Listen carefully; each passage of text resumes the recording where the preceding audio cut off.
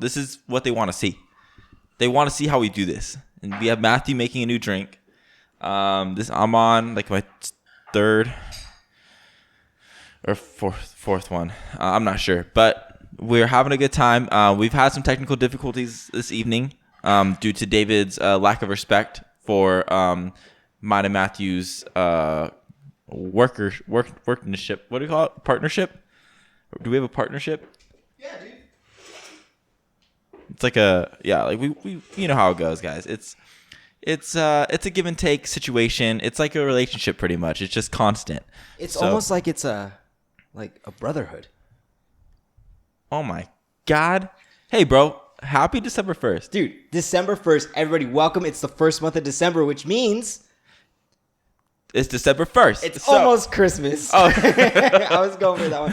Hey, wait, that's why we have that. Christmas Eve is the 24th, right? 24th. All right. That's the day. I hope you guys enjoy our new setup.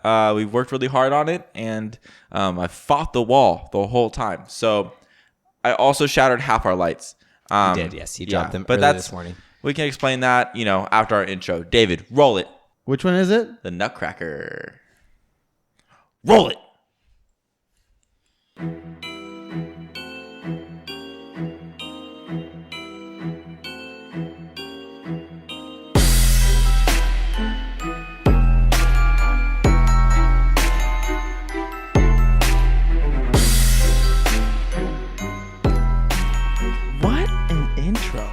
All right, everybody, welcome back. Week 55. Week 55, guys. That is 5 plus 25. That's 30 times 2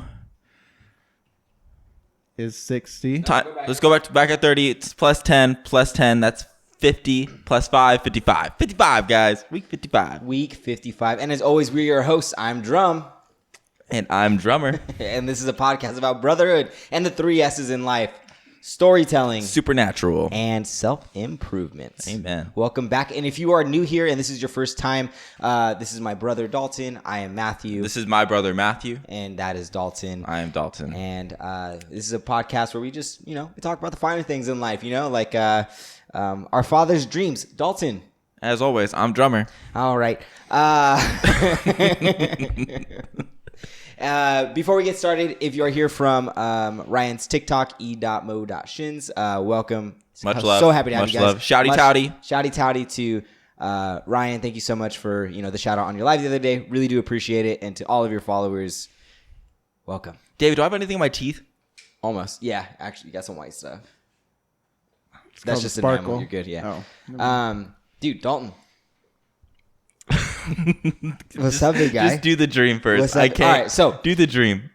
So I work from home all day, and my dad comes home and he starts laughing before he walks in the door. He goes, "Matt, dude, I need to tell you about my dream last night." And I go, "All right, well, okay, tell me." So my dad had a dream last night that it was another day of us filming, and in this dream we had a special guest to interview. And the special guest was Santa Claus. Santa. And we were going to tell him all the things we wanted for Christmas. However, Santa, and while we didn't have enough money to get the real Santa. We didn't have enough money for that. You know what I mean? So we had pricey. The price points are just. So we had to find a Santa that wanted to do it for free. So we instead told my dad to go rent a Santa Claus costume. So my dad went and got a Santa costume and put it on. And my dad was the Santa that we were interviewing, right? Just an imposter. Of course. And so he sat down. And so I guess one of the questions was, Dad. Go. Dad, what, how are all the elves doing? And my dad's all, they're trying to fucking unionize on my ass. and then he woke up laughing. And if you don't understand that, my dad owns an asphalt company and he just isn't a fan of unions. And so that's more of a joke for us in this household. It was just funny how he was so excited to tell us the dream about elves unionizing against him. The fact that he woke up laughing. Yeah. You know what I mean? Yeah. That's crazy. But anyways, Dalton. And he tried explaining why it's a non-profit organization. And how it wouldn't work out. I didn't get that speech. So we decided to wear higher shorts this time. Yeah. Sorry if our legs our legs are big. We lift weights. We lift. How was our Thanksgiving for everyone who's watching? Oh, that's right. And listening. I hope everybody had a great Thanksgiving. duo. Yeah. Listening, watching, whoever it is. I hope you guys had a great Thanksgiving. Ours was great. It was really small.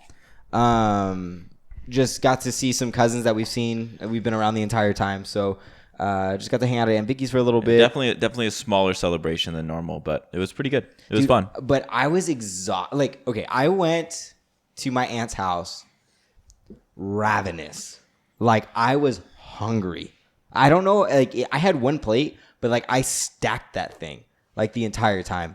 You did. And stack so that like thing. I came home so full, and then like our dad was like, Pops was like, just like he smoked a turkey, he like cooked a ham, and like my mom made this dessert. Monique came over, and like my kryptonite, and she knows it, and I love her for just like making sure that I have it, is bacon dates.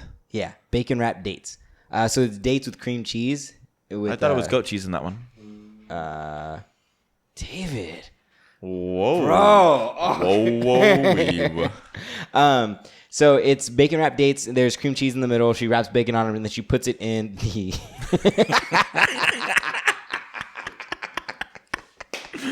David's a little kitten. she puts it in the oven, and then she bakes it, and it comes out super crispy. And like when I tell, like as soon as it comes out of the oven, I have to have one. Like I can't wait. So this is usually him.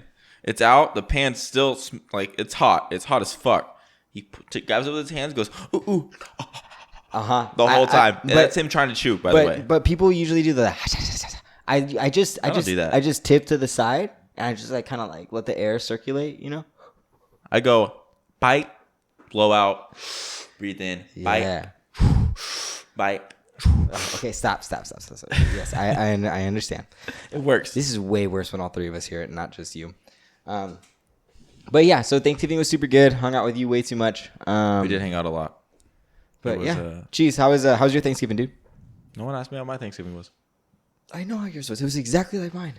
Well, I want to know, Dalton, how was your Thanksgiving, buddy? It was pretty good, man. We actually, like, Matthew stacked his plate, but I just had, like, the standard turkey, ham, and some green beans. Which is really weird because, like, you're bulking and, like, you didn't really want to eat that much. Well, the thing is, everything had cheese on it, so I don't really divulge. The lactate limitations, man. Yeah, so I kind of just chilled back, drank with Dad while he was smoking the turkey in the morning. Yeah. I already knew I had to stop because Dad made me a few Irish mules, and I was like already like feeling it really hard. Yeah, he was heavy-handed. And I was like, shit. And he's like, I'm drinking this all day. I'm drinking this all day. And I was like, just finish the turkey and then get wasted. Don't do the opposite. You know what I mean? Like, get wasted and then try to finish the turkey because that won't happen. He'll forget that it's in there. He'll fall asleep. So luckily, he did what we said. And then randomly at sometime during our lunch or whatever at like 3 o'clock, he texted us and was like, hey, guys, it's done. It's what weird ass he was sending us some drunk text, just like weird little dad sayings that he would say. Well, yeah, and the turkey smoked faster this year because he one, it was a smaller turkey, and then last Thanksgiving out here in California, it was downpour rain. Yeah. So he just like had it in his head that he needed to smoke a turkey. So he took my Easy Up out of the garage, set it up, and then tried to like he could not get the thing to get to the right temperature. Like he couldn't keep it hot. Yeah, he was fighting with it. It was so cold that day. He literally cooked or smoked it from like 7:30, 8 a.m. literally till like 6 or 7 that night. Took him forever. Sorry. But yeah, so that was Thanksgiving. How about yours, David? It was pretty good. Everyone just hung out. I didn't have stuffing this year. Me either. And I've never had... I love stuffing. It's literally my favorite Thanksgiving dish. Yeah. It took me forever to finally have it. I never ate it before because I hated it.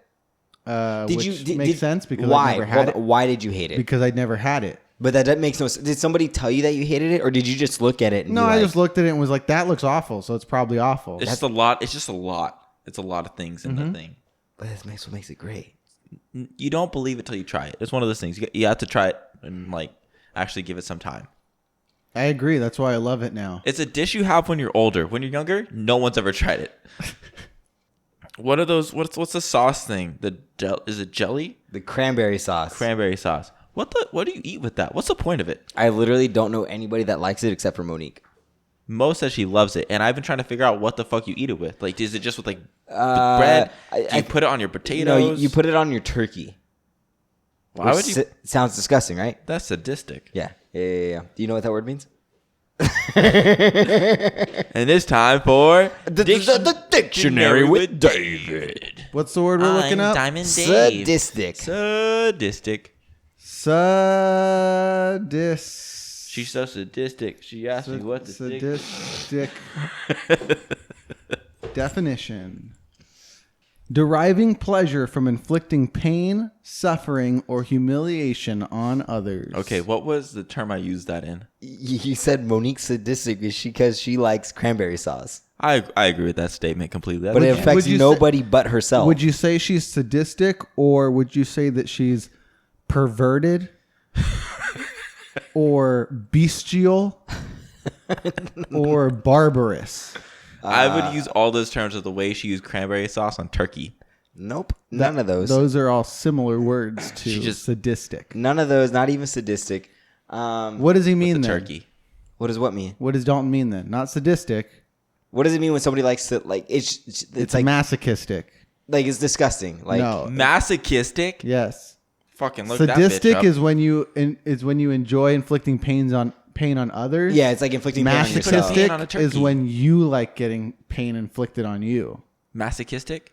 S&M, sadism and masochism. Dude, you know what? That's what that means. You know what's so funny is like it's more than a Rihanna song. It's like think about how many words. I thought it meant sex and mischief. Think about like how many words we don't understand in English, and like we're like native speakers of that tongue, right? Think about how much of a hard time Dalton's gonna have with the new monthly challenge. Ooh. The votes are in. Is he learning English? The votes are in, big guy. I really hope so. No. You have to learn a new language. And a couple things we need to figure out is, one, what is going to be the determining factor? Like, does Dalton have to memorize, like, a paragraph or speak to us in that language? Like, what's going to be, like, a successful? At the end of the month. If I can say hi. No, at the end of the month, you should be able to write your letter to Santa. Yes. In the language, and then read it. And then read it out loud to us, because Santa Guten Tag. So you'll be able to show the camera. It's hot, dude. I told you. It fucking burns, bro. So you'll show the camera. We'll post it on Instagram. Your letter to Santa, written in this new language, and then you'll read it out loud for us. Yeah. There we go. But we're gonna get weekly updates on it. Yeah. So, what language are you gonna do? I thought this was determined last week. I don't want to do Elvish. I'm not doing Elvish. That's way too difficult of a language. Like, the thing is that, like, okay, some will say that elves are real and Elvish language is actual. We've been over this. Real. We've also said it's canon, so. That's fine. What I'm saying is that it has to be, like, a commonly practiced tongue today, because I'm going to Google Translate his ass to make sure that he's not just fucking making words up, because I won't know the difference. Why not Norse? I want to learn Norse or German. I like Norse. He's all about Valhalla. He's got some help right now. He can replay God of War. Honestly, bro, just have you ever thought about this? Could you just like change the the subtitles or the language of a movie to a different language and then just watch it and just understand context to try and figure out like? I heard a lot of people that's how they learn like English and stuff. They watch like I don't know if it was like Dora or something, but they watch the translations of like children's movies. Yes. Yeah, and I know that like there's a lot of people that will like grow up in like Hispanic homes who will watch like novelas with their grandmas or whatever, and they'll like understand the sentences or whatever from that, and it translates over into like daily life. Like our grandparents never watched novellas or anything growing up. We watched I Love Lucy and whatever we wanted to watch. Dalton would always want to watch Animal Planet, and my grandmother hated seeing the animals get killed. And he'd be like, he'd be like, "Grandma, it's nature." It would always be like this big ass tiger, and it's called Big Cat Diaries. It's the best show on National Planet, and it would just be this big cat just chasing down like a wildebeest or something, just eating its neck and tearing it out like that. Oh yeah, just like that. Dope. I love that shit. But yeah, so Dalton. So Norse or German? Which one? Norse? I'll do Norse. All right. So Norse, that is the language that Dalton will be learning this month. So Norse. Everybody.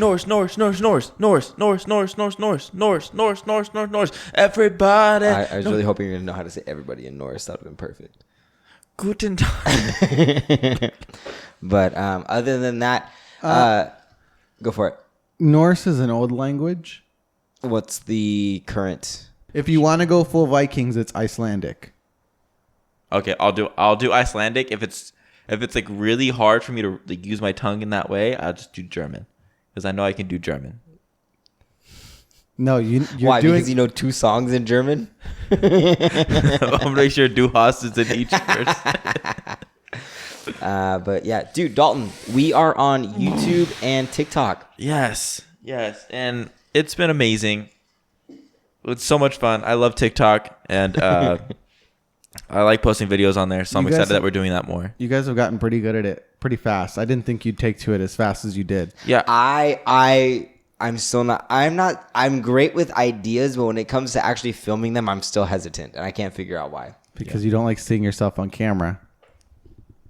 Yeah, it's gonna take a while. Like the same thing as before, where it's like I had to get used to listening to myself. Yeah, I realized that on watching the last podcast, we do a lot of weird facial expressions, including when we look at David. Not me. Our faces are maybe just me then. My face is usually like. All I realized is that, like, dang, I'm one of those damn mouth breathers.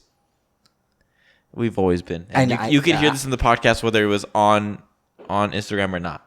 Like, I knew it. On YouTube or not. To know it is one thing, but to see it is another. Yeah. You know? So the same way, like, when we first started doing this, we had all of these speech mannerisms and different things that we would do. And honestly, we've cleaned a lot of it up. we have, but like, David will attest to this. We would record on Wednesdays at the time, and then on Thursday, or when the podcast would come out, either Thursday or Friday. On Thursday, I would call David in the morning on my way to school while he was on his way to work, and we would talk about the night before, and then kind of be like, hey, I think I did this too much or whatever. We would get kind of like the vibe about that, and then when it would come out, we would listen to it, and then when I would see him on Friday night or call him Saturday morning, and just like kind of reassess, like, how did it go, like what are things that I picked up, you know. But we've gotten so much better. Yeah, no, and honestly, it's just cool for TikTok from my perspective to see like how many times it's been viewed.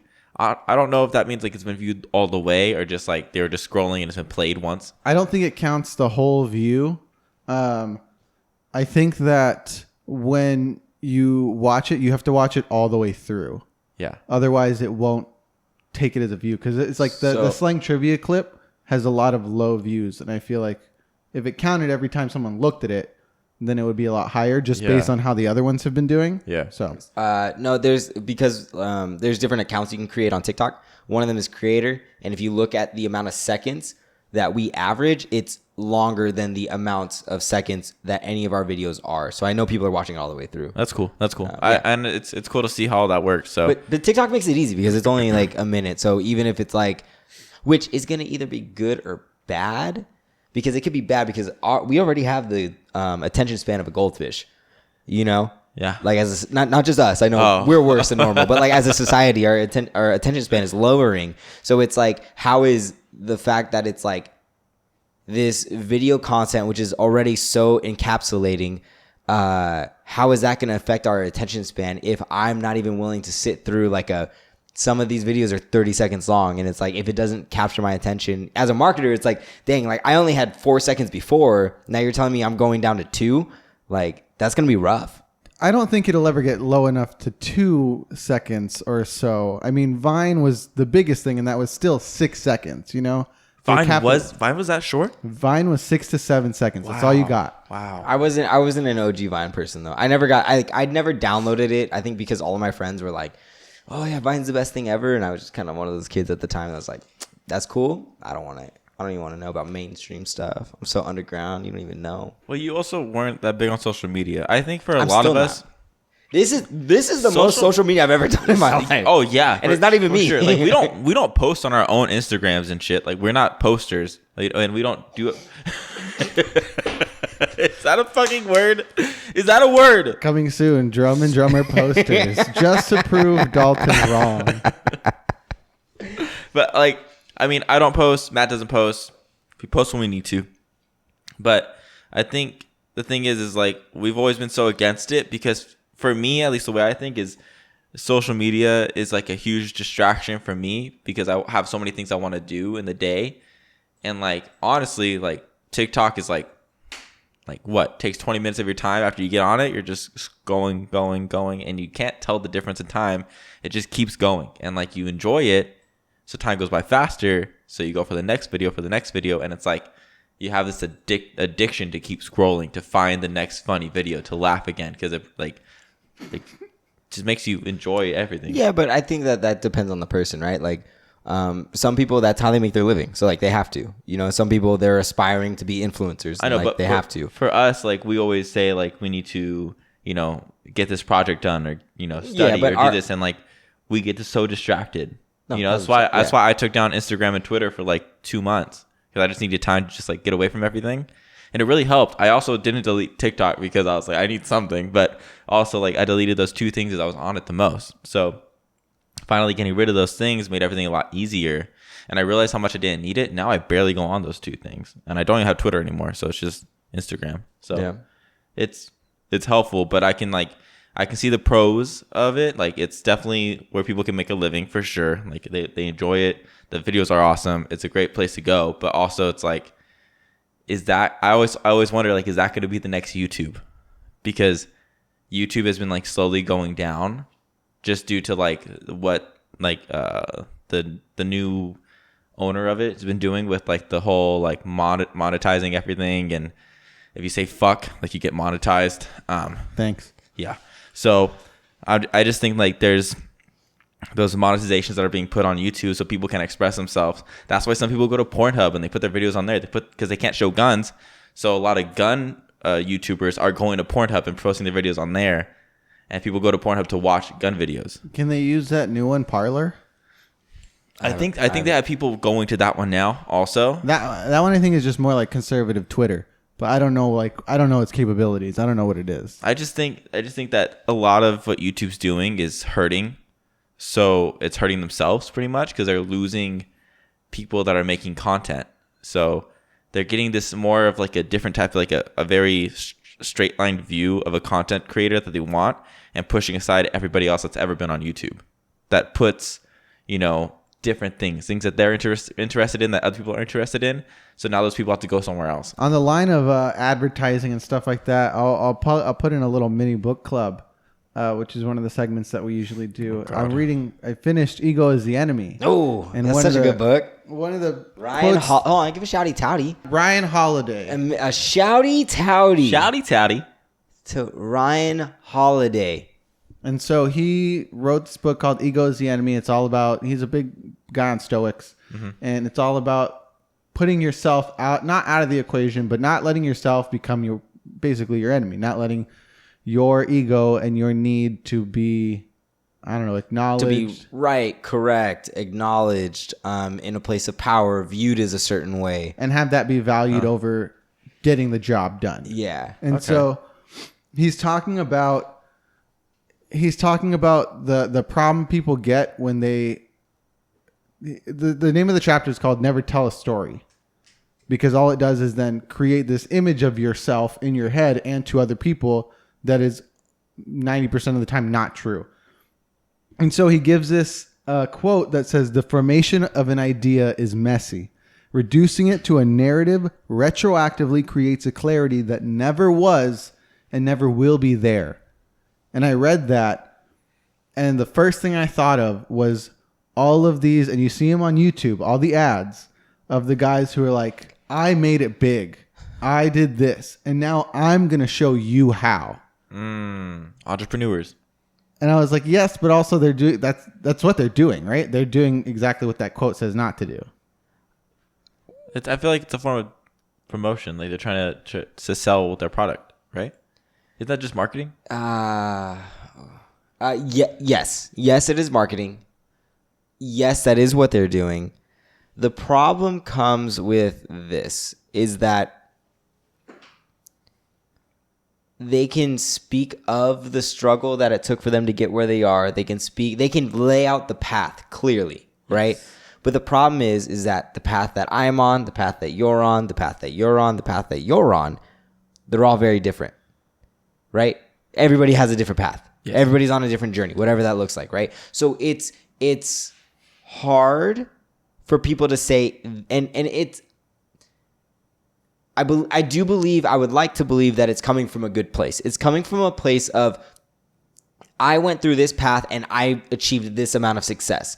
I want to help you and as many people as possible do this, right? There's only one person that I know that truly, personally, I've experienced that has gone through this, and that's Miles Beckler. So shouty touty, Miles Beckler. He's somebody that has his own streams of revenue, and he just posts all this incredible content for free online when it comes to marketing, digital marketing. That he's the boss, like he's the man, right?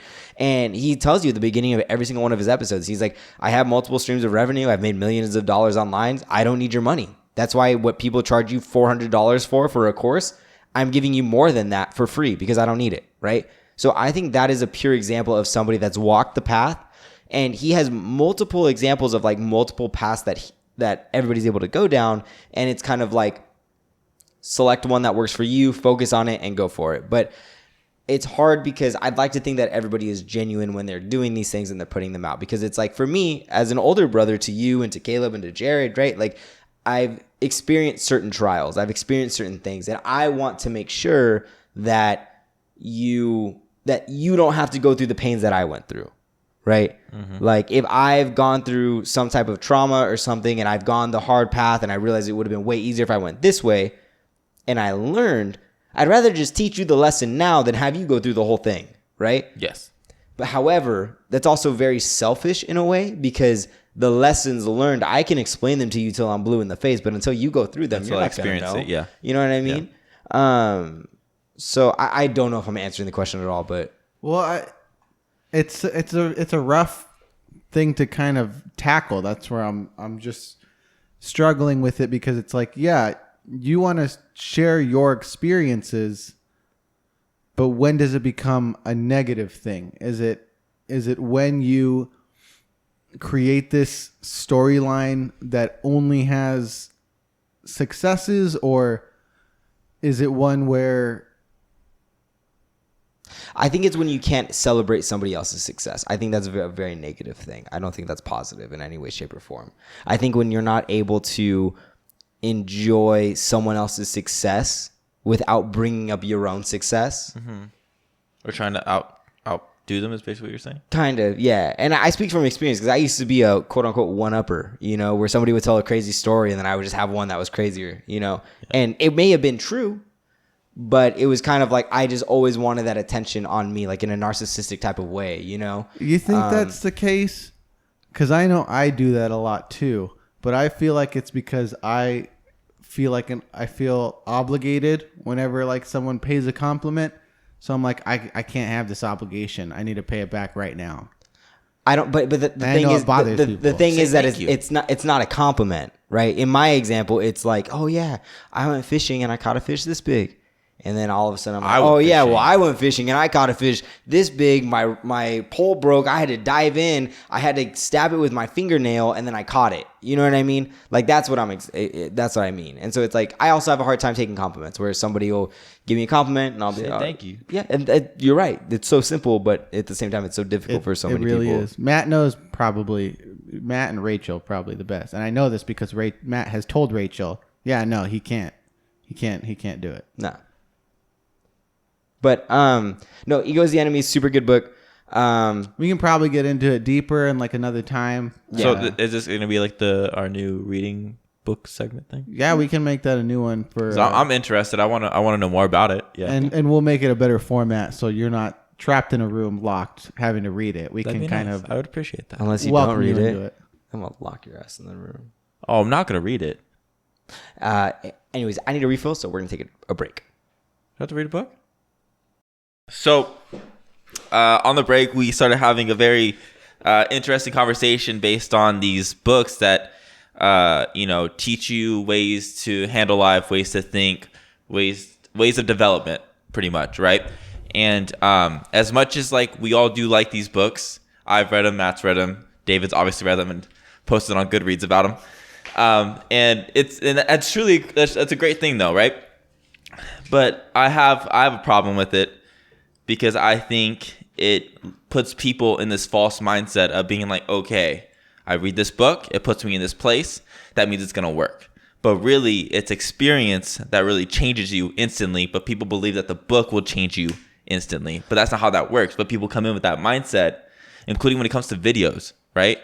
You watch these videos, it shows you all these things, steps to take on all these things. But why is it so hard for somebody just to live? Like, don't live in the constant need to learn, the constant need to be there. Live in the constant of being you. And that's a beautiful thing. But people dampen that because this whole idea of changing, being better, doing better things, being the best thing you can be is so hardcore in our culture. Yeah. It's always getting better, bigger, stronger, right? Yeah. But why can't we just take a moment? And you said, like, I want more, like earlier David said that he wanted more, books based on developing, life development, all this stuff, right? Instead of fiction books, just more nonfiction than fiction. But fiction drives the mind. Fiction gives the mind options. Fiction gives you ideas and concepts to live by. And I think that's a beautiful thing. I think creativity is what should be in a person. I think creativity is what drives a person. And I think that's what we lose when we try to bring these constant mindsets and ideas in from these certain books. And I don't have anything against them. I'm just saying it can derail a lot of people from just being who they want to be. My problem with what you were saying was that you said reading too many of these books will make you a robot. And I completely fucking disagree. Yeah. And I disagree because I don't think that you have people that read these incredibly religious books, right? The Quran, the Bible, these different books, and they read them like so many times. And you have these classics of, Seven Habits of Highly Successful People. You have all these classical like business books and self-development, self-improvement books that teach you these lessons. I don't think it makes you a robot, because I think whatever book you read, you're going to read and you're going to pull out of it what you want at the right time, what you need to read at the right time, right? Yeah, like reading and then read for value. Like we and Dave were talking about. Like you read the book and those things you take from that book before you take again. Like there's a difference between a teacher saying you need to read chapters 1 to 7 by the end of the week and then come report it to me. And then a difference between like sitting down and learning starts when education ends. Yes. Right? Like that's when learning starts. The experience. They go hand in hand. Like it's hard. Like that's my problem, is that you're trying to separate the two when they're incredibly, because here's the thing. Look, hear me out. I'm listening. You keep talking about having life experiences. Absolutely. Experience in anything that you're doing is a way to skyrocket that curve, right? That learning curve that you need, right? You learn so much through going through the day-to-day and doing those things, right? But I think that reading nonfiction and self-development books and whatever stands out to you, when you practice that, you get experience. I think it's like one hand into the other. I don't think they're two separate entities. And that's the problem, is that like, I don't think you become a robot, because like, regardless of whatever you read, you have to make it into yourself. Like you can't just, I'm not you. I will never be you. You know what I mean? Like I am holistically myself, but I am content with the person that I am, but I understand that there are areas that I am lacking.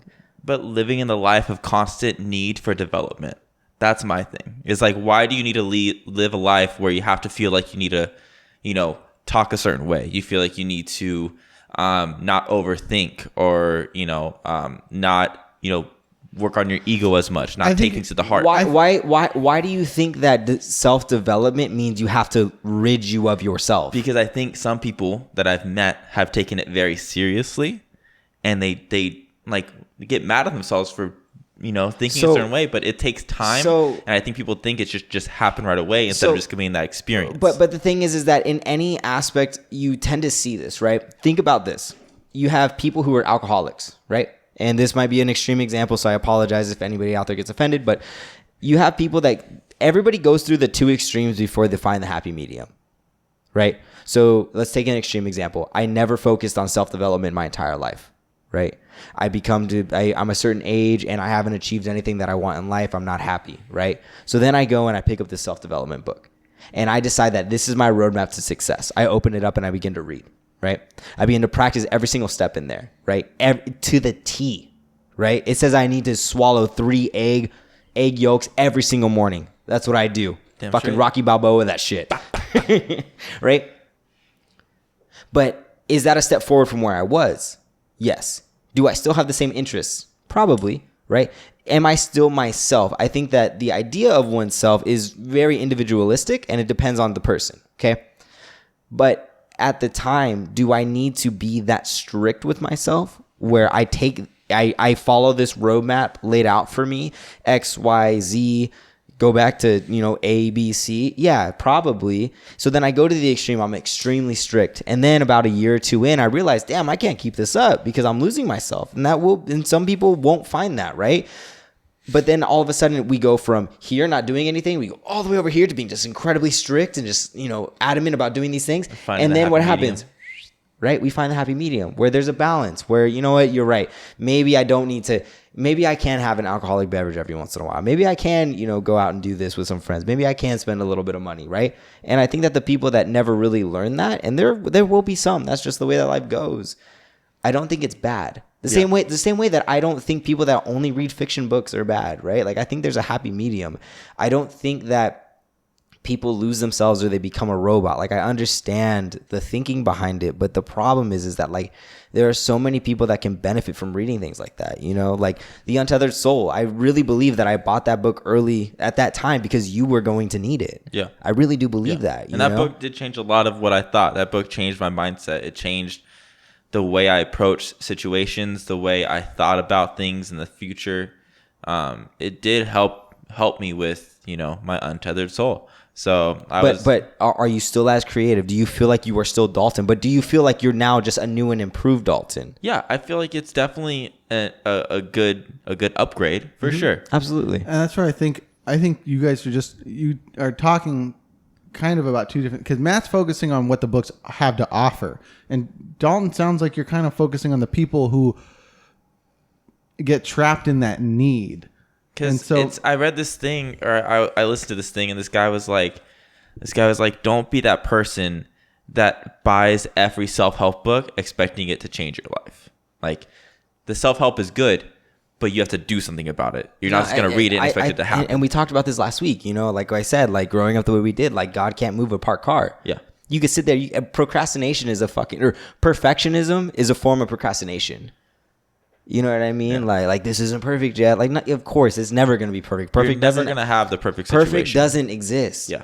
You know what I mean? Yeah. And it's like, I implore anybody to just like, whatever you think you want to do, just take an action. Like, just post it before it's ready. Obviously, make sure it's decent, but like, it's never going to be perfect. Yeah. And I think that's the problem, is that like, we tend to see so many different people and so many different things that just seem so perfect. But I guarantee you, if you go and you talk to the person that posted it, the person that created it, if you talk to them about it, it's not perfect. Yeah. Because perfection doesn't exist. It's something that I think we should all strive for, but I think there needs to be a boundary that's set, because come on, man. Like, yeah, but like I agree with what you're saying. I understand why you're saying it.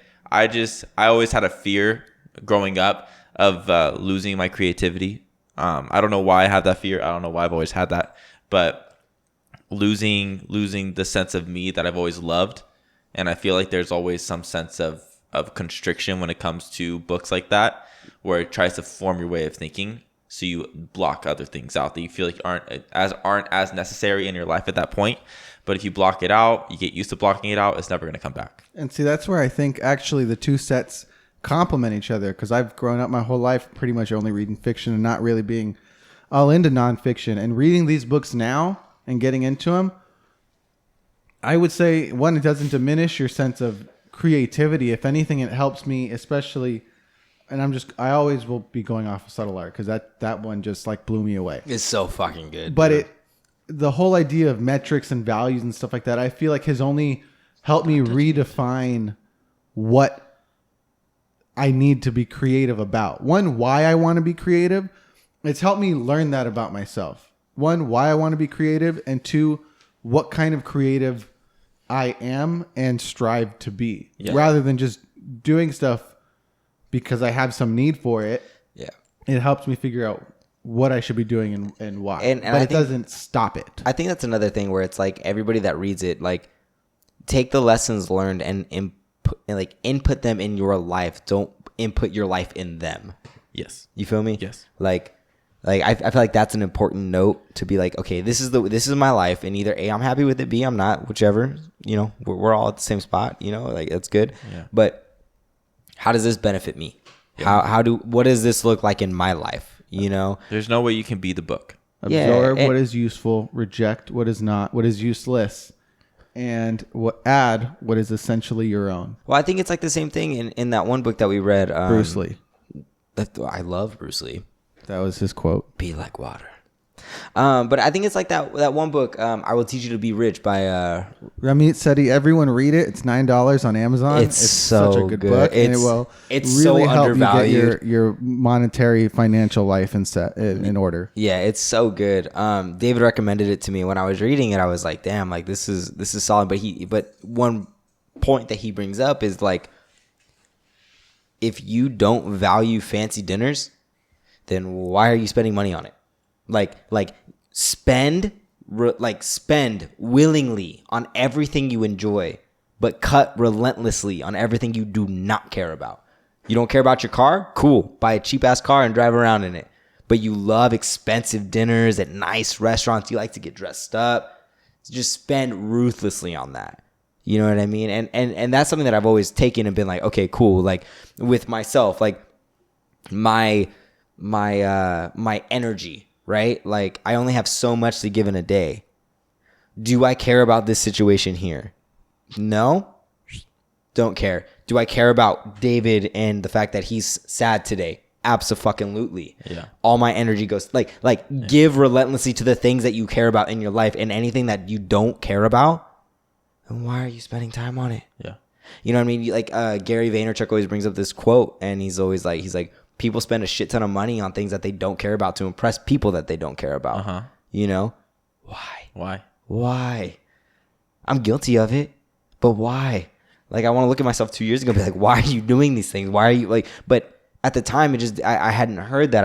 It hadn't clicked in my head, because at the time where I was in my life, I wasn't ready for that. I wasn't ready to swallow that. I still wanted to please those people. I still wanted to do those things. And now it's like, I'm sorry, bro, but I have things I got to do. Like I have things I want to work towards. I have a vision in my mind that I need to achieve and that I want to desperately with every ounce of my being. I can feel it. I can see it. I'm going to do everything to get there. Mm-hmm. You know, Some people call it extreme. Great. Call me that. That's fine. Cool. Whatever.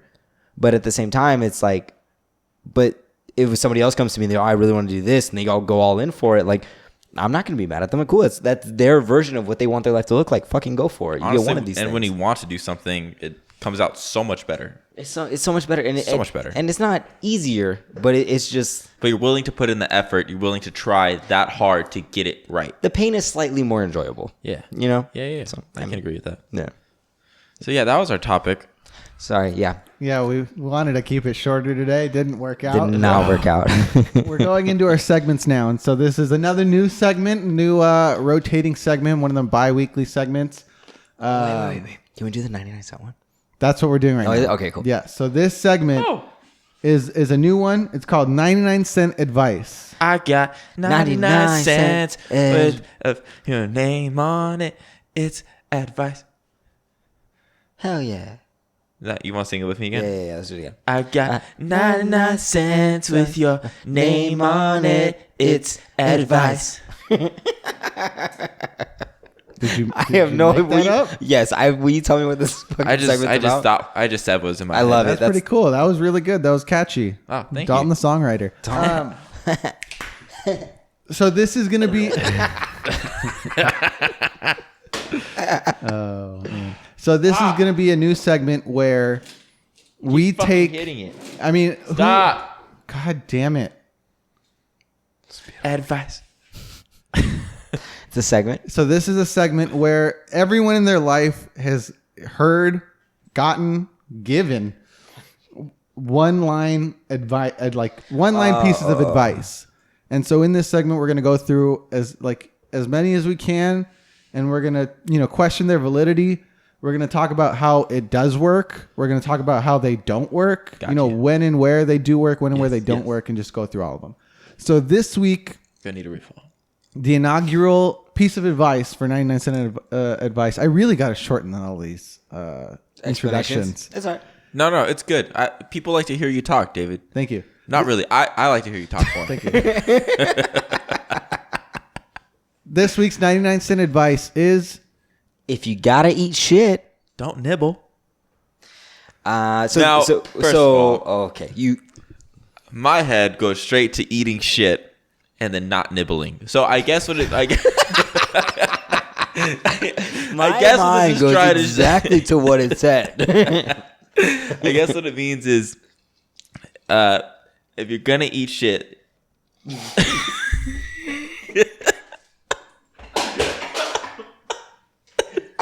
Get on my nose. don't nibble. What the fuck? Jesus Christ.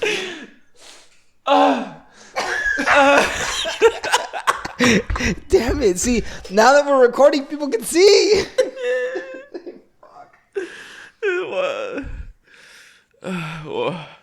If you fucked up, own it. That's one way, yeah. That's what. Okay, I'm gonna take over because you can't fucking explain it. Yeah, I need you to explain it so I could dive in and get my mind right. You're making me shoot shit out my nose. So if you gotta eat shit, don't nibble, right? Like, so say for instance you give bad advice. You go into a situation, you make a decision, and it does not pan out the way that you had anticipated. And there are people that were relying on you. There were people that were. Is it more like taking the hit? Yeah, like you messed up. You got to get hit in the mouth with the consequences. Yeah. Face your truth. Don't ease into just you have to do it. Just go. Face your truth. That's what this means. Yes. You agree? Sure. I agree with myself. I think that's true. I think that's what it means. Is like if you fucked up, own it. Whatever it is, concept. Deal with the consequences. Like you have to own it. Like you have to. You're in a shit ton of debt, right? The only person that's gonna get you out of it is you. No, like this is something that I learned. Just tying in our whole conversation we just had. There's a book called The Way of the Superior Man. I read it a couple years ago, and one of the first concepts that they teach you is that nobody's gonna come save you. So save yourself. And I feel like that's like kind of what this is encapsulating. See, that's interesting. I took it more as swallow. If you're dealt a bad hand, pussyfooting around it is not gonna make it go away. What is pussyfooting? Dancing around walking on eggshells. If someone gives you very derogatory. Let's say say you're younger or whatever. And it's like, Dalton, go pull all the weeds in the backyard. He would never. It was me. Dalton, I didn't do that. Okay, but let's say you had to do that.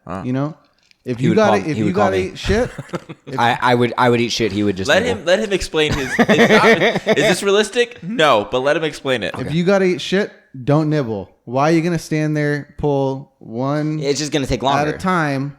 Just fucking get in there, yank out pieces of dirt, get yelled at because that's not how you're supposed to do it. But it's done.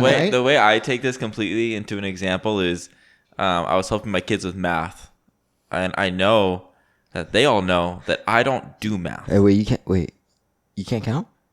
They see it every week. I'm not good at math. I do not understand the concept of it, nor do I put that in my daily life. It's just nothing that I have in there. But there's this one interesting story. What's up? And this has happened multiple times. I was helping my kid with his math. He's working on it. And I was like, yeah, good job, blah, blah. He goes, how do I do this problem? And I was like, oh, you set it up like this plus this. He goes, this times this, And then I was like explaining PEMDAS to him. And I thought the concept was right, but I mixed it up, obviously. So he goes over the answer. He's all confident. He got the answer right. He was so excited. And so later on in class, the teacher goes, all right, we're going to go over all the work, right? And so I'm like, oh, great. So like, all right, what did you guys get for number 8? My dude raises his hand. He's confident as fuck. He's boy. Like, there he is. My fucking teacher helped me. I fucking got this shit. So Dr. Dalty. Dr. Dalty, He looks at me, he smiles, and he goes, "What's up?" And this kid never raises his hand. He does not give a fuck about school for any reason. He just goes there to get the food. So the fact that he was doing this was the biggest thing for me. So I was like, yes, like he's trying. He's actively putting himself in a situation where he gets to like interact with the class. And I was like, this is awesome, right? So he says the answer. It's like, yeah, 25. And my teacher looks at him and goes, how did you get that answer? Like, what did you do? And I'm like, oh, and he goes, well, Dalton helped me. And I was like, don't. Man, I told him I can't do like math, so it's not my fault. But that was me eating the shit. Eat your shit. I was like, I told you guys this. Yes, I did that, and it was completely wrong. Yeah. Aaron, do you mind helping them? Aaron, do you mind helping them help me? Helping them help me. Also, just teach me as well. I don't know what's happening. So yeah, that was my situation of eating shit. So let me ask you this: what is a situation where this is unequivocally the wrong advice to give? Telling someone to park in a handicapped spot when they're not handicapped. What? You tell them to park in a handicapped spot, and then they do it, and then the cop come and give him this huge ticket, and he's like, well, I gotta take it. I parked here. I feel like that's the wrong situation. He parked there. He ate the shit, and he nibbled on it instead of eating it. The nibbling is the waiting. I feel like in that situation it would be if like you were getting detained, and then they accused you of resisting arrest. That would not be the time to be like, if you gotta eat shit, right. Don't nibble. You're gonna resist. Work for it. If you're gonna resist arrest, you might as well go all out. Yeah. They wouldn't do that for parking in a handicap spot, would they?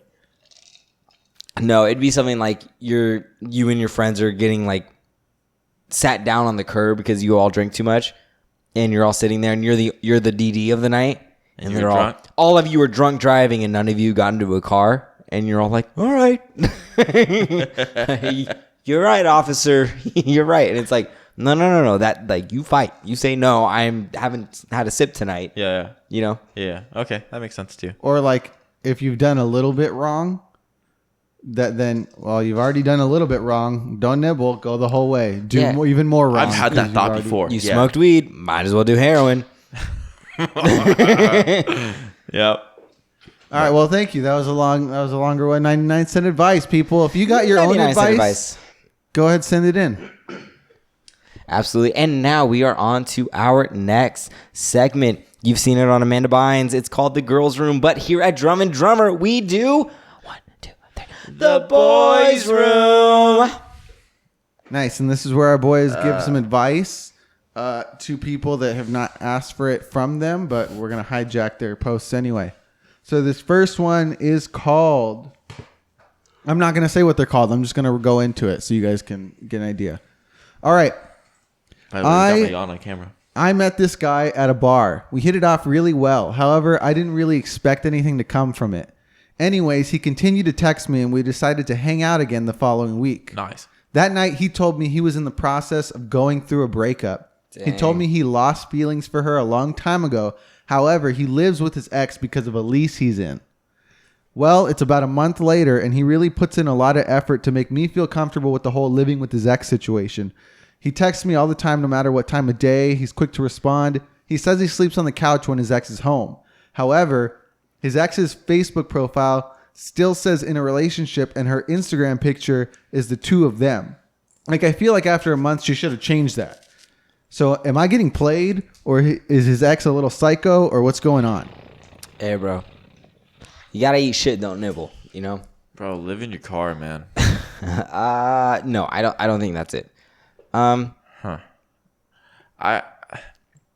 So hold on.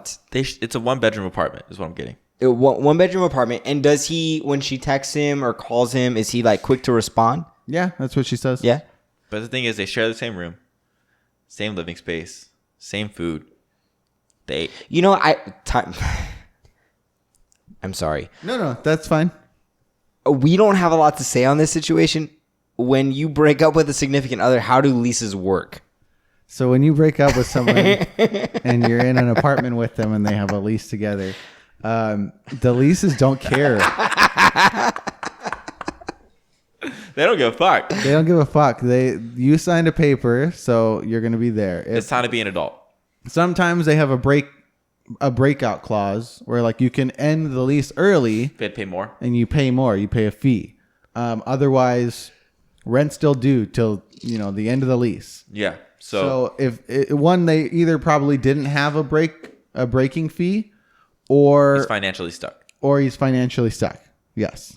Okay. Well, I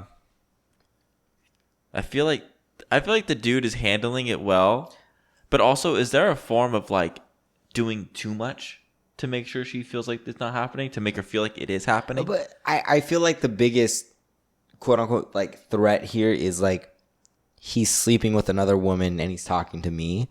And if he's answering that quickly, I have a hard time believing every time he like. There's no way he's in somebody right now. Exactly. Like there's no way he's like having sex with somebody and answering these text messages while he's doing it with somebody else. Because great talent, skilled, great job. But I highly doubt it. Yeah, highly doubt it. But I would my question would be like, are his intentions to stay there till the end of the lease, or is he at least discussing? Honestly, if you're living on the couch, bro, like. What you gotta do something, man. Like, you don't want to just sleep on a couch every night just because you want to give this girl, your bed. But and who bought the bed, right? But I think the question would be like, what is he actively doing to find a new living situation? Is he trying to find somebody to come in and like sublet the space? Is he trying to work out negotiations with the leasing company in order to like get out early? I think those are the big questions to ask. And I feel like if I was in a situation like that, I would just be like, look, if I can't go to my parents' house, I'm in a different area, different state, whatever. I find a friend, and I'm like, hey, I still have to pay the rent here, I still do all these things here, but can I just stay here for a little while until this lease is up? Because like I know myself, just to show that you're getting away. I know myself, especially after a breakup, I would need space. Oh, so much space. Yeah. So I would literally sleep in my car before I would like be okay staying in that apartment. And also, that other person needs their space too. They need to figure stuff out. Like, everybody needs to mourn in their own way, and I think that's important to recognize. And I think that like the fact that he's answering quickly is like really important, really good. He's clearly like transparent about this situation. But what I'm thinking is like, how much is too much? So what about his ex's Facebook profile? That's interesting to me. No, the Instagram profile picture. I don't. Ooh. And why is that different? Why is it different? Like the profile picture still has both of them, and that the Facebook status is still the same. Like, that's different to me. Like, if it was just like the profile picture changed, but it was the status stayed the same, like for whatever reason in my head, that's cool. But if the status was the same, but if the status changed, but the profile picture was the same, that would be different to me. Yeah. I feel like it seems like he was the one that was done. From what it sounds like, he was the one that was done. So he went. He was the one who did the breakup, backed up on everything. Right? But she's still attached to him in some way. So she holds on to the pictures and, the official Facebook dating thing. And so maybe she's still holding on to that. Maybe that's like her thing. Right? So I don't think it's a bad thing in any way. Can you stop doing that? You can hear that too? Yes. Can you stop doing that? Maybe it's an attachment issue, right? For her, like she's not over it, but he is. So this chick cannot go to the house. This new girl, she should not go there. It's probably not safe. And also, like, sometimes soon can be like too soon. Like maybe she's not ready for that change yet, so she's waiting. So I feel like that can kind of implement a lot of negativity on the way he lives too, because he also has to live there. So, and also what is this guy doing secretly to make this? Because this ex-girlfriend knows his whole life, his whole schedule. He's home when he's home. He's home when he's not home. He's not home. Like, she knows what he's doing, right? So does it ever say, like, does she know that he's dating somebody else? The ex? Yeah. It does not say, but I'd assume so. I would assume so too if he's gone like that often, because he's not going to bring her back. There's no way. Like, that's way too weird of a situation just for the girl. Like, and it seems like he understands how complicated this can be. And I'm sure plenty of people have been put in this situation, but like, fuck, that's hard. Because to me, it doesn't sound like the chick is ready. If she's on Instagram and on Facebook as normally as most people are, you know what I mean? Just on a regular basis, they go on it every once in a while. They would change that, right? I don't know. What do you think? No, I agree with everything you're saying. So, but yeah, so that is that one. It's interesting. Breakup dynamics are interesting. Just seeing how people handle it differently, how people process differently. Everything's different when it comes to a breakup. I think anybody who, you know, it's like a wake up call. Yeah. You know what I mean? Mm-hmm. Like, it's either you're gonna rise and shine, or you're gonna like rise and, you know, not shine. So in the simplest way. So is she getting played? I don't think so. I don't think so. Is his ex a little psycho? Yes. Oh, No, maybe she's just mourning. Everybody mourns differently. I think everything takes time. I take it back, you guys. Everything takes time. I was quick to judge. So what should she do? Just right now, like a very simple way. The girlfriend or the ex-girlfriend? The girl asking the question. The girl asking the question should communicate her concerns about him living with her. If that is the problem, she should communicate that and be like, "Hey, what can we do? Either A, for me to feel comfortable with you being there, or B, for you to get the fuck out of there." I think she would have to find a way to get him the fuck out of there. All right. So the next one is, so every year for my family's Christmas card, which we make in November, someone is always Santa Claus. Every year for as long as I can remember, it's been my father. Now, my father's a pretty fit guy, so in order to look the part, he puts padding in the suit in order for Santa to look fat. Word. However, this year, my stepmother said I have to be Santa this year because I actually looked that part. What she means is that I have to be Santa because I'm actually fat. Now, even though I've been overweight most of my life, the reason why she called me out on it this time is because due to being home all the time over quarantine, I gained a lot of weight. Quarantine 15. Around 60 pounds. Fuck. Because of this, I now have a large belly, which of course is what Santa has. I told her I didn't want to do it since it would be embarrassing because all our family and all our friends would see it, and she's still making me do it anyway. So she made me try on the suit ahead of time, and the sad thing is that without the padding, it's just the right size for me. We take the photos in about a week, and I really don't want to do it, and I don't know what to do. Just say no. Don't fucking do it. That sucks. Bro, first off, fuck your stepmom. Yeah. She's a bitch. Second of all, stand up for yourself. Why are you going to fucking take that? Yeah. Why are you going to let somebody tell you, hey, you know what? Like, I understand none of us are doing anything for quarantine, but you're not taking care of yourself. Like, if he wants to do his own thing, let homeboy do his own thing. I think that sucks because it's like so many people like cope in so many different ways, but both healthy and unhealthy. And quarantine is hard. Quarantine was rough. Quarantine was hard. Like nobody. We all gained weight. Yeah, that's a thing. Well, not you. You lost weight. No, I gained 15 pounds. Did you lose it after? Yeah, then I cut. I feel like it's you're such an ass. I cut, bro. I think it's disrespectful for the stepmom to ask that, especially being like, "Oh yeah, because you gained weight." Like. Even if that was a joke. Yeah, like that's uncalled for, especially because like everybody copes in so many different ways. And that relationship doesn't seem like that's a good relationship in general. Yeah, that doesn't sound healthy. It doesn't sound like it's coming from like a funny place or a good place. It's being like, oh, you should do it. You're doing this. Like your father's always this. Like it just doesn't sound right. It doesn't sound nice. Yeah. I think that homeboy needs to tell her to fuck off in like a decent way because she is still part of the family. But don't take the fucking pictures. And be like, you know what? Dad does it every year. He can do it again. Now he talks about it being embarrassing because all their family and friends are going to see.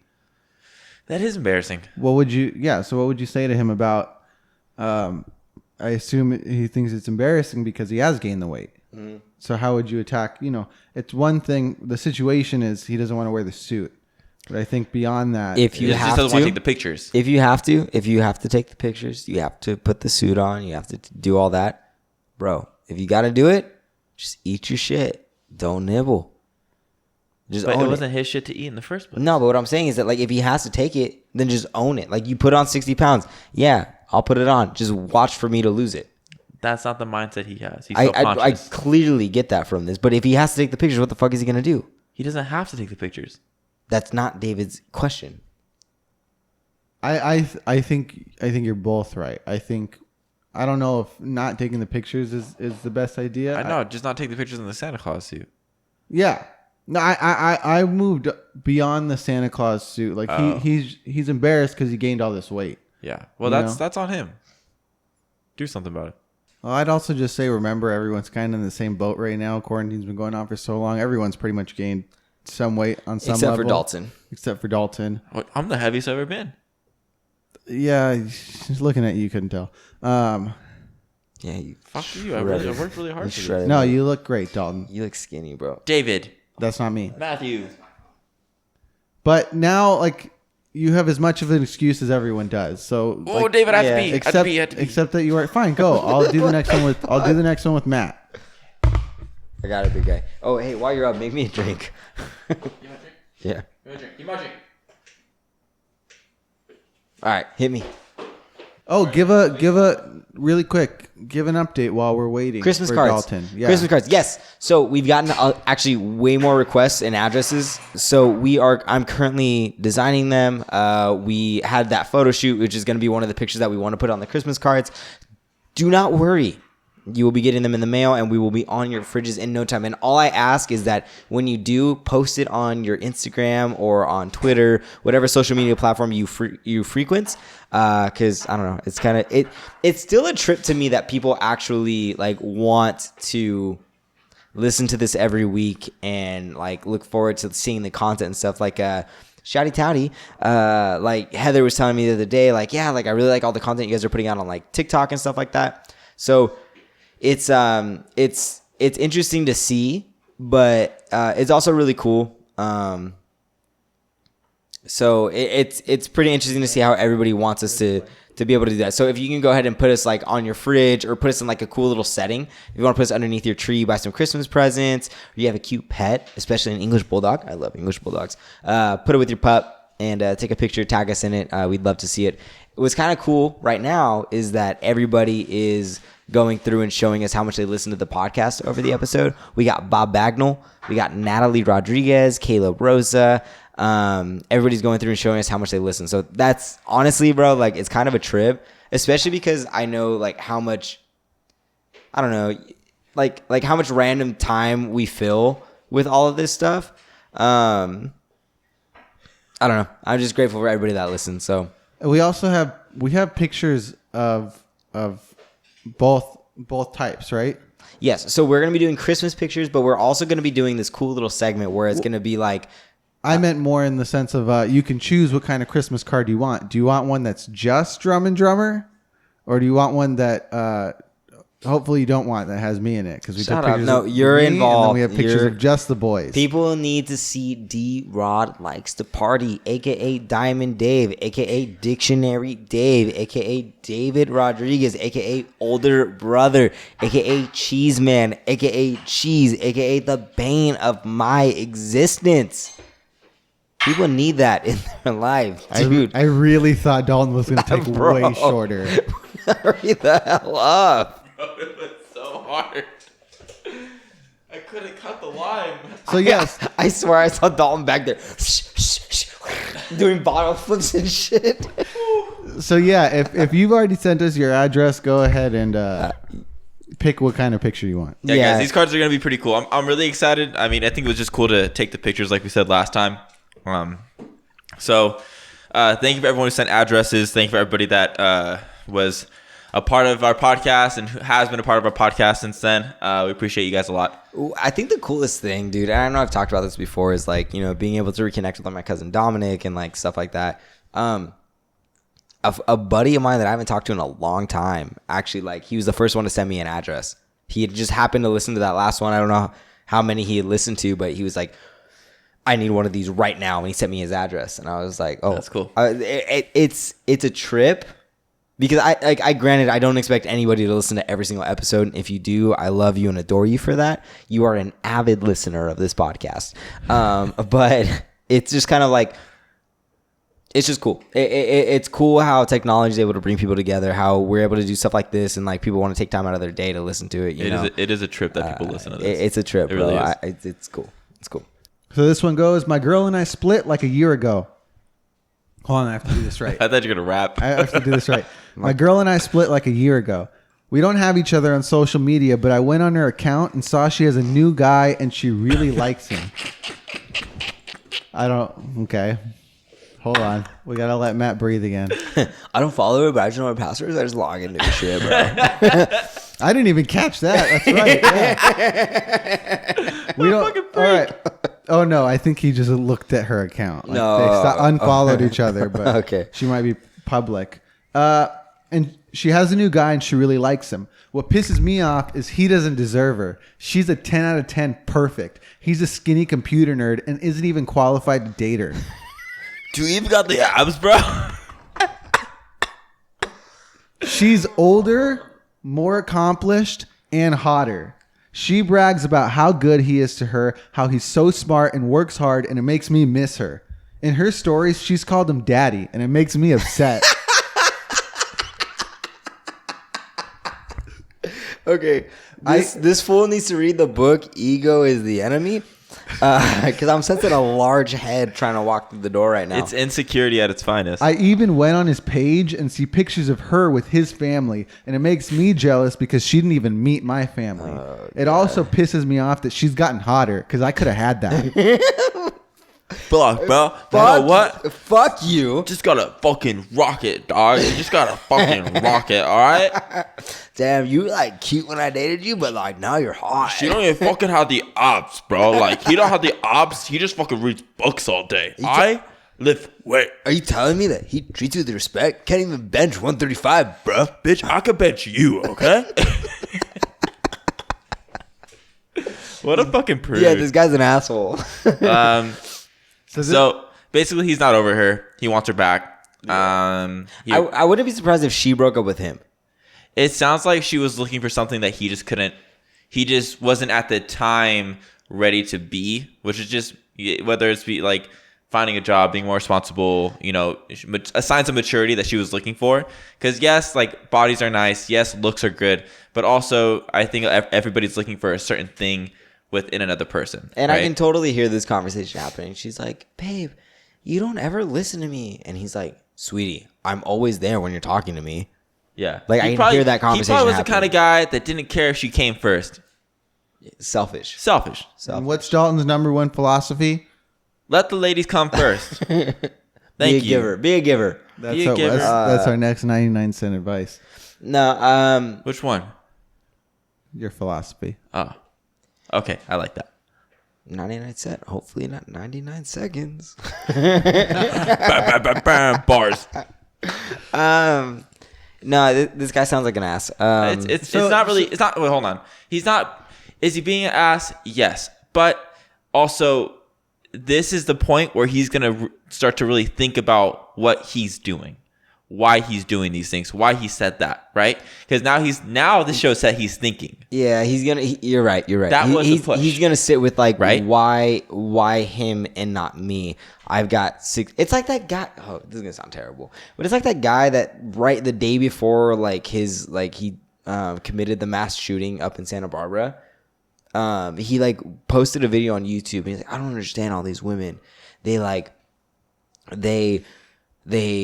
like me, like they don't want me, but they want all these losers. Like I have abs, I have all this money, blah blah blah. Like he went on this rant about like how great he was. It was like this huge like egotistical rant, and then like the next day like he like made people pay for it, and it's kind of that same. He's like, oh, I have all this physical value, but my value as a person is.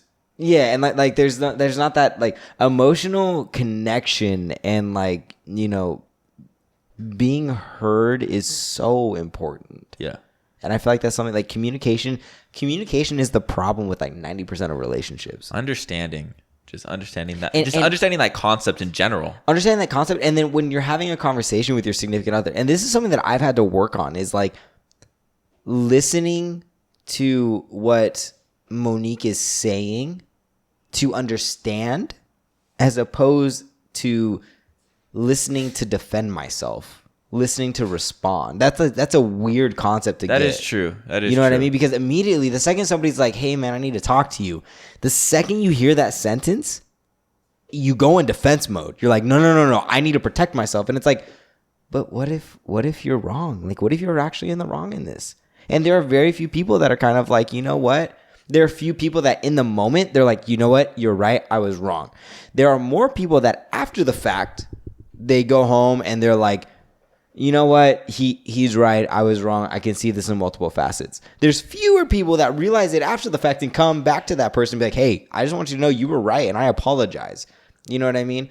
And I think that that's a huge problem, is like not being willing to understand your significant other from the perspective that they're coming from. Yeah. Whether you like it or not, everybody has their own perspective on any situation, on the reality, on the things that they go through. And whether that paints you in a bad light or in a good light, it is true, right?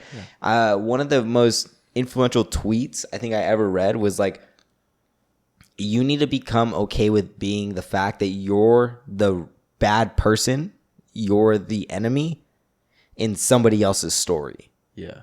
Regardless of what you've done, at some point you were an asshole in somebody else's story. Yeah. And for me, somebody like me, I'm a people pleaser. I really am. And to come to terms with that, it was rough. It was really hard for me to be like, damn, like I treated people wrong. Like I've done wrong in my life, you know? I'm not this picture perfect person that I have in my head. Mm-hmm. You know? So, God. I was gonna say, like, will this man go that deep into thought about what you've said? I don't think so. But I think the beauty of this is you're seeing the start of a change. So that's where I was gonna go with next. Say this is a buddy of ours. You know, say something happens. Mitch comes to you. Mitch, and this is, fucking Mitch. Fucking Mitchell. Fucking but Mitch. this Shouty touty and a wispy twispy.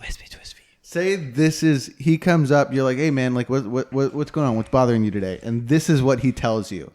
What do you say back to him? You're a fucking psychotic bitch. Just stop. Just like, there's no reason for you to be stalking her. I think I would approach him like in a sensitive manner. I would say, listen, Mitchell, you're being a little bitch. You condescending asshole. We need to change this up a little bit. And I think it's also just showing him, not fixing his train of thought, because nobody wants to be fixed. Nobody wants to be worked on, right? They push that away, right? But it's more of the concept of talking to them in a way where they learn it themselves. So working with their train of thought, right? Yeah. So I think the biggest thing would be in this situation, yes, helping that individual realize that they haven't dealt with anything and they're not actually over their ex. Yeah. Right. Yeah. And the fact that they're threatened by the individual, because like, you know, for me, like if you know, it's okay to get jealous. I don't think if you're in a relationship with somebody for a while and you see them with somebody else enjoying themselves, I think a normal person would get jealous. Absolutely. That's okay. That is, but to have the cognitive understanding to be like, you know what? They're happy. They're happy. That's I think that the head and the heart are in two different places. Oh yeah. But I think it's that individual person to bring in the cognitive dissonance and be like, yo, we need to put this in check. Yeah. You know, because like will it put you in your feelings?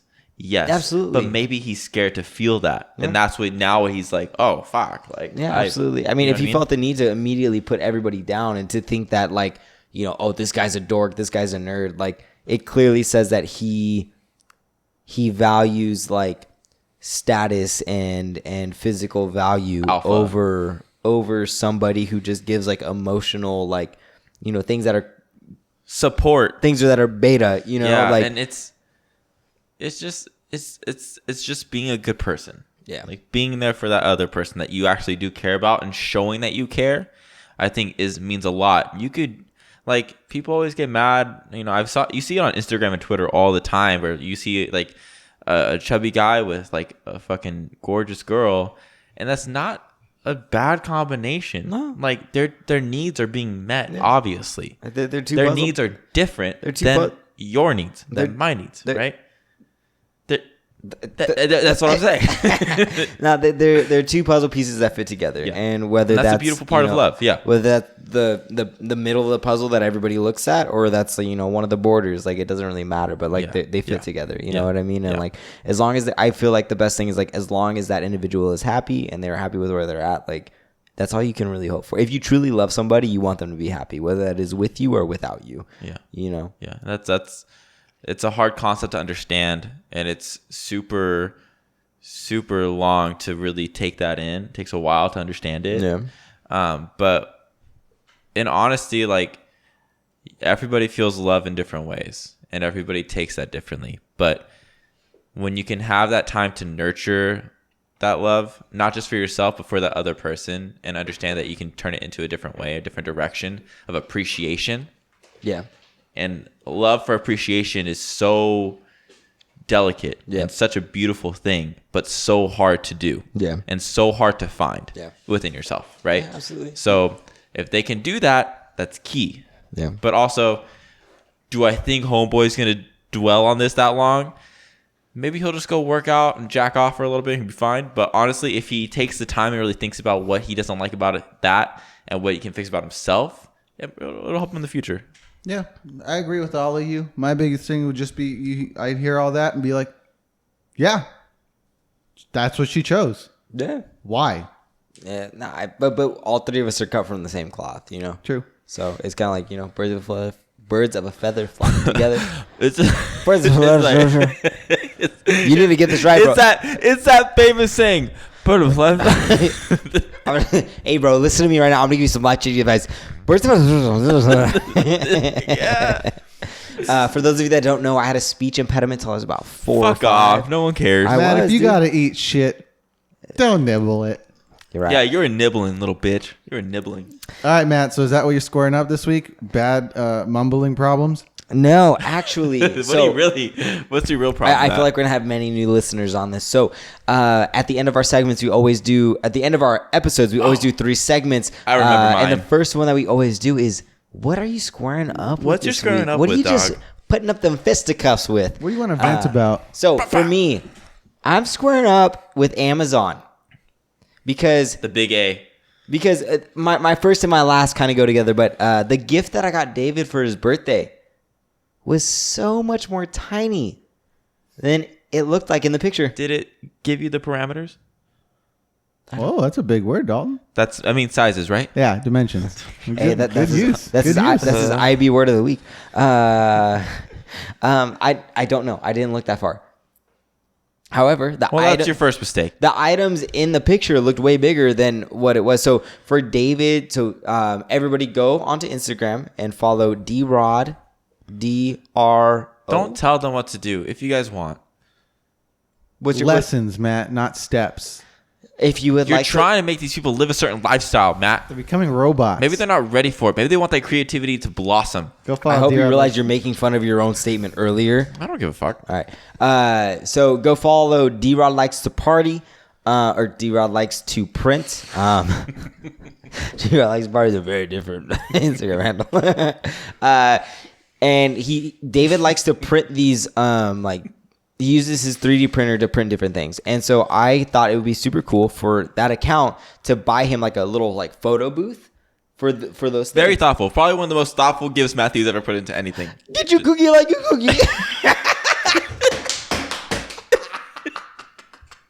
Get you cookie. Got you cookie. Give me cookie, got you cookie.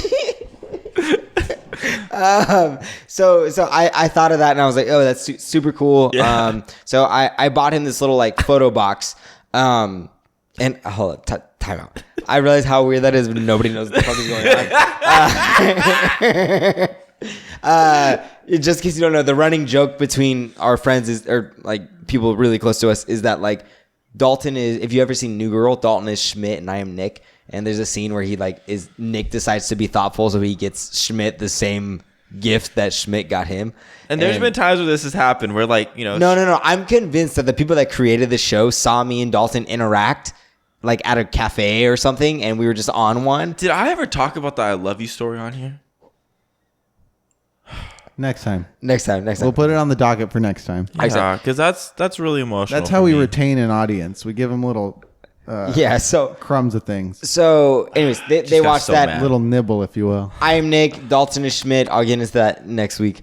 But so I saw this gift and I was like, oh, this is super cool, super like meaningful for David. He really likes to print these things. It'd be cool to give him like some background to give him like a really professional setup. Nice pictures, yeah. So I bought this damn thing and it looked super big and I got it and I didn't even open the Amazon box. I opened it to see what it was, but then I immediately wrapped it. Of course. And then I took it to David's house and I gave it to him. I even got him this little like turny table that like you put the stuff on and automatic it like senses the really weight. cool. It was super smooth too. I thought it was gonna be like very like choppy. Yeah, but it was very nice, Super very smooth. Yeah, so nice. It gave it different backgrounds for the camera and everything. It was cool. So I get it, and I would love to say what this product was that David put on the table, but he's giving it to a friend of ours, so I can't.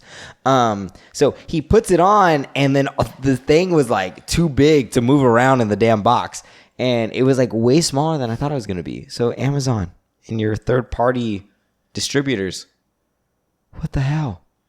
Well, what are you squaring up with for this week? So I saw this car driving the other day, and it had elf legs out of the trunk. Were they trying to unionize? So that was the leader. It frustrated me.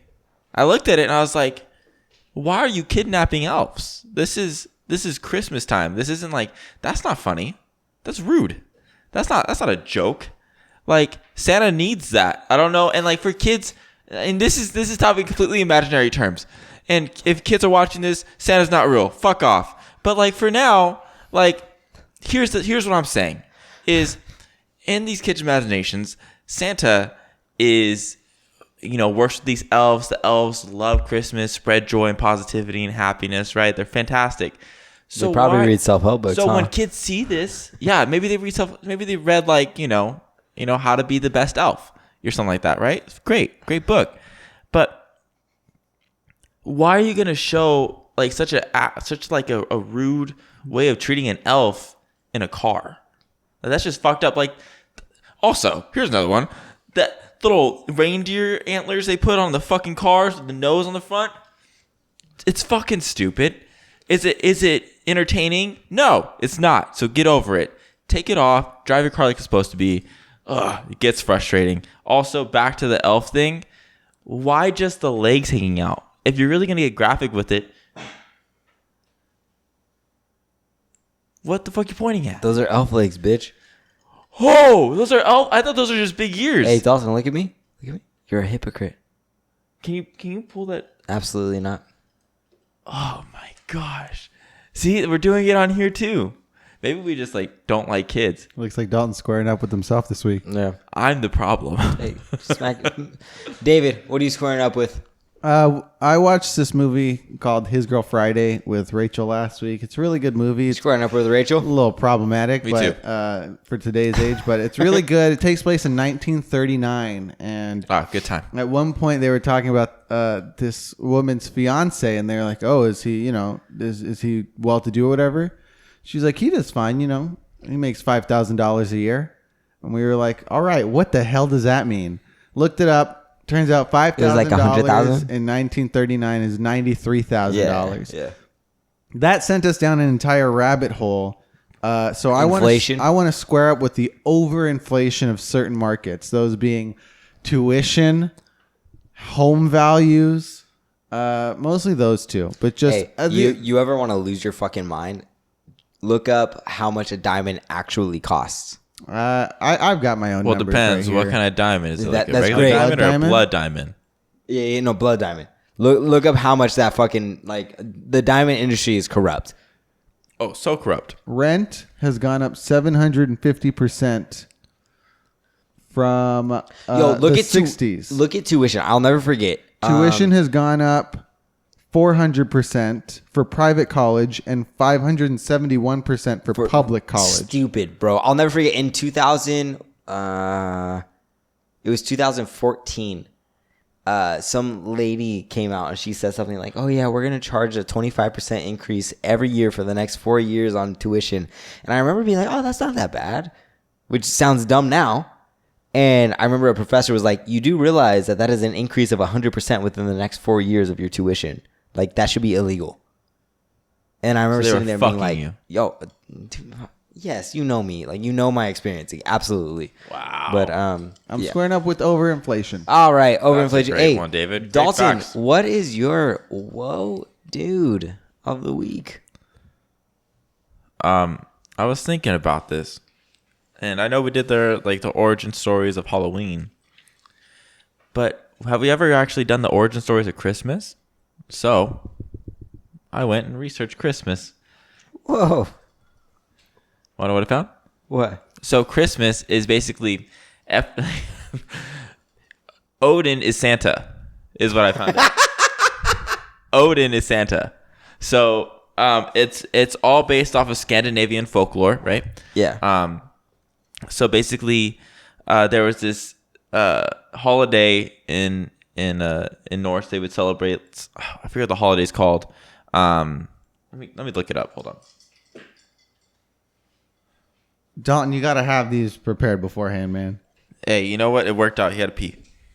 So, what I was saying was this cool fact about how Christmas came to be and stuff.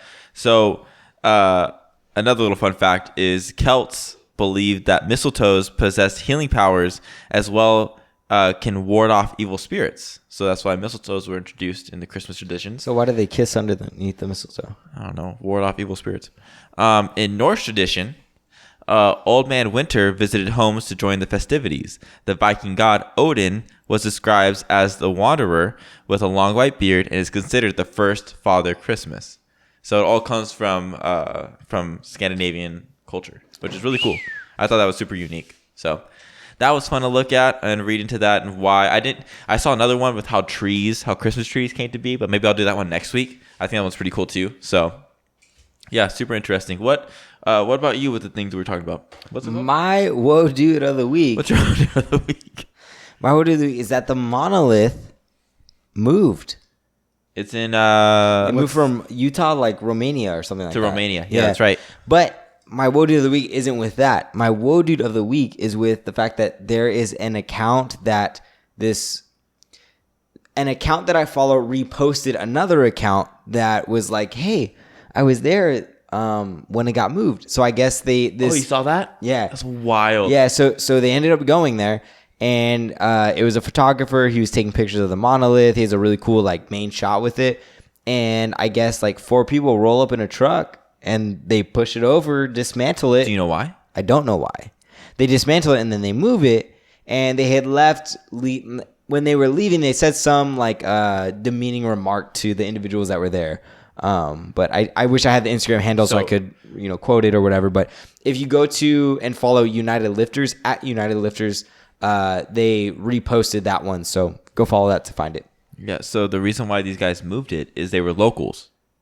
And so they were like, our land, they said something this land is getting fucked up. Yeah, they said something like, if you leave, this is what happens when you leave your trash here or something like that. Yeah, and everybody's coming and they saw this person's camera went up to the area because they were on a drone. Yeah. And they could see cars in all these random places all over this desert. Yeah. Just fucking up things that haven't been touched in decades. Yeah. Well, it's kind of like the same thing that happened local, like here in California locally with what were those flowers? It was this summer.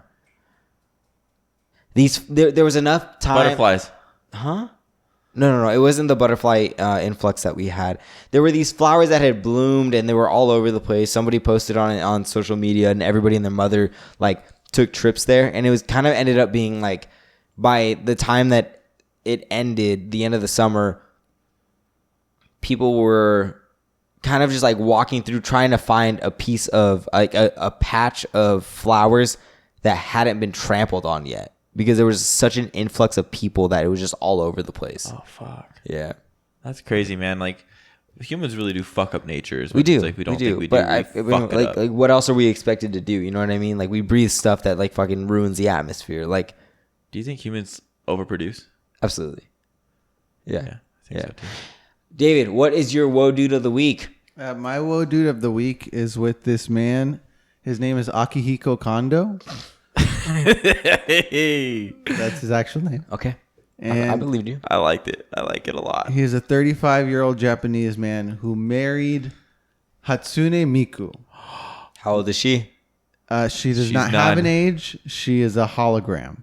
She's a hologram. She's a hologram. Okay. She's Japan's first completely digital pop star.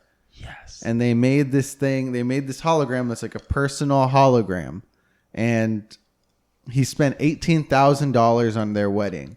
It's not legally recognized, but he is. Will you let me make a hologram of you? To marry me? Yeah. No. I don't want to marry you, even in my hologram. Not to marry me, to sell you off. Oh, yeah. Yeah. Yeah. You got to. Hey, David, what company did that? I don't know the company. Oh my God, this David. article focuses more on him, and We need you to get the facts here, David. he talks about just how it helps him. He talks about it being more therapeutic than true. He's like, the thing he says, I just want people to find what makes them happy. No, I believe I that. can get with that. If that makes you happy, bro, marry all the holograms you want. Having a partner who is safe and predictable is often very helpful therapeutically. Maybe not the best way to, work on social skills with other people, but Or have sex with. Mm-hmm. Yeah. The most adorable part is when Kondo asked Miku to marry him, the hologram requested that he cherish her. And he says, I knew she was programmed to say that, but I was still really happy. That's cool. That's cool. He still got that acknowledgement that you wanted. I you know what? Honestly, Hey, Ahuhiku. Ahuhiku. cut all of this. Akihiku. Say, hey, my guy. Hey, Ahuhiku Poku. No. Say, hey, my guy. Akihiko. Ahihiko. Aki Hiko. Hiko. Akihiko. There you go. Proud of you, man.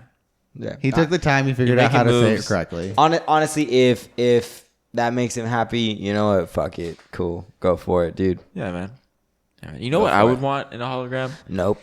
Samurai Jack. Imagine having that fucker follow you around like in a hologram, like saying random stuff when it's not needed. Like you're in class, he has a sword. Aku, you're here. You're like, Yo, where's this motherfucker? I'm trying to do my homework, bro. And he's like, I found you. And it's just looking at a dark corner of your room, and you're like, Aku's in the corner of my room. in the corner. Aku's the ghost. What if this whole thing we're living in is Aku's world? It's not. What if Aku is the lizard people? Dalton, what got you stoked this week? What got me stoked? Oh, so I was making daltinis. And if anybody doesn't know what daltinis are, it's just a fucking drink. It's Fireball and Coke, but I do 50-50, right? And I realized the next step to upgrade it is a cinnamon rim with 3 cherries. Changes the game. Yeah. Changes the game. Time out. So we haven't had cherries in this house. Yeah. No, it didn't happen. I thought about it. No. Okay. All right. Yeah. Because if I don't get one, I'm gonna be kind of. It's upset. what I'm gonna do next. It's gonna be caramel with cinnamon. The drink with 3 cherries. And I'm going to put them at the bottom so they soak up all the alcohol. So after you're done drinking it, you get the Fireball cinnamony taste with the cherry. Don't tell me that's not going to be fucking good. And for those of you that don't know, Dalton's favorite drink growing up was a Shirley Temple. Matt, what got you stoked this week? The fact that for the first time Here we go. in ready. our 10 years of friendship, I did not forget David's birthday. Can we just get a round of applause here? Hey, put that one guy that goes, woo, I can do that. I can do that. woo, Yeah. woo. I'll do that for the audio. I love you. Just for the audio. Yeah, so for those of you that don't know, I forget David's birthday every year. It's right around Thanksgiving. I'll get there. I still forget David's birthday. I'm always a day early.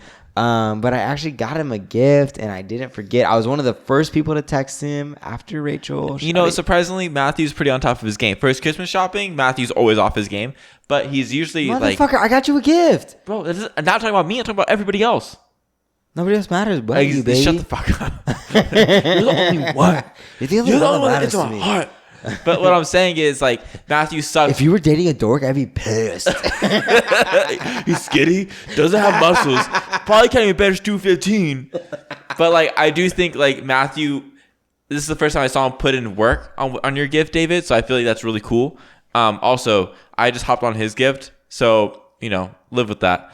But for Christmas, Matthew's always behind. You know this. How many late Christmas gifts have you gotten from Matthew? This is not a good example because I got mine early last year. Did you really? Yeah, he did. Okay, I've got 3 or 4 like gifts. Fuck you. Bro, you suck. At the minimum, I take you out to dinner. I'd say you out to dinner. But yes, Matthew will take me out to dinner every once in a while. Can we go this time? No. So you better be on time with your gifts. I mean, we can go. We're on lockdown again, bro. We just gotta be outside. We're on lockdown. Not San Bernardino. I am not sitting. Oh, that's right. Never mind. We're not in the purple tier. Also, if you're trying to stalk us, come to San Bernardino County. We are in the purple tier. Are we? Yeah. I wouldn't surprise me. Yeah, because there's only 4 counties and they're nowhere near us. All right, Dalton, what got you stoked this week? Why are you so bad at it this week? He was the first one to go. Oh, was he? Sorry. This is what happens when we go over 2 hours. We drank too much. Yo, I poured mine way too heavy. I poured that second one real heavy. David, what got, and I finished With that, you chugged that David, shit. what got you stoked What this the week? fuck? Sorry, yeah, We're roll gonna it. have to cut out. We're gonna have to cut out alcohol. From I know. What got you stoked this week? What got me stoked this week Wait, don't cut it out. was I just meant like you guys can't drink anymore during recording. Oh, okay. I thought you meant like actually cut No. it. No. I think we just need less breaks. Yes. What got me stoked this week was my girlfriend Rachel. Let's say it right Dang, that that's such time. a cop out. Wow. It would be, except okay. So, and I know this because this is something the boys would immediately jump on. But when we had Thanksgiving, we had some like Rachel was over, and then my sister's boyfriend Caleb was over. I'm talking for people that don't know, but you guys know Caleb. His last name is Caleb. My sister's boyfriend, Caleb. So for those of you that are here, Caleb is our He's our godbrother. He's our brother. He's our cousin. He's a brother. He's a brother. He was there too. So Caleb, he's you've heard of dating. Caleb is dating David's sister. Natalie. close. All right, David, what's up? And so we were just doing stuff after dinner. We busted out my old PS3, which had Just Dance on it. And so we hooked it up, and my sisters very haughtily turned to Rachel, very smugly, Dalton. Smugly. I think, haughtily is not a word. Haughtily is a word. I was about to call another dictionary with Smugly Dave. is and snarkily got it. turn to Rachel and say, oh, when David was in college, or when David used to come home for breaks, he would do Just Dance for his workouts. He would. I was just there for it. exercise. Dude, I saw an Assassin's Creed workout like on Pinterest the other day, and I wanted to send it to you because I know you like those workouts. Did you do hidden blades? No, but this was it was like an hour straight of Just Dance. And they say that to Rachel, and they've got those looks on their faces, and she goes, that is so cool. And I went, hell yeah. So you like that she was fake defending you? Yep. I'll take it. That's cool. That's cool. That's why we're dating. Rachel, so. you are the dork that the ex was complaining You're about. dating the guy that would do Jedi workouts. Okay, think about I that. remember when David was in college, I came over and he's like, hey, Matt, check, like, these are Wait, the can we workouts. talk about how skinny David was? David got fucking skinny. He was only eating peanut butter jelly sandwiches. No, he would not eat peanut butter jelly sandwiches. He was doing like fucking cereal and a scoop of peanut butter. He's like, man, this is how I'm losing weight. That's so fucking gross, David. God. But hey, we'll get Still onto tasty. that. We will get onto that another week. Yeah, dude, we got some stuff to get done this week. We're sorry for scaring away all you new people. Yeah, sorry. This was an episode. Yeah, this is you're getting baptized in fire here. All right, if you made it this far into the podcast or the YouTube video, thank you so much for your time. We really, really, really do appreciate it. For real. Mwah. Much love. Much love. And as always, go ahead and follow us on all the social media platforms at Drumm Podcast. If you are looking forward to a Christmas card that you want to put inside your tree, on your fridge, or inside your room, go ahead and send us your address at any of our social media platforms. Follow us if you're on the YouTube channel. Go ahead and click subscribe, click the notification button so you know when we upload all of our new videos. Oh, great job. And thank you so much for your time. We really do appreciate it. And as always, have a great and safe week. And we will see you next time. Until then, I'm Drumm. And I'm Drummer. We'll see you guys then. Bye. Bye.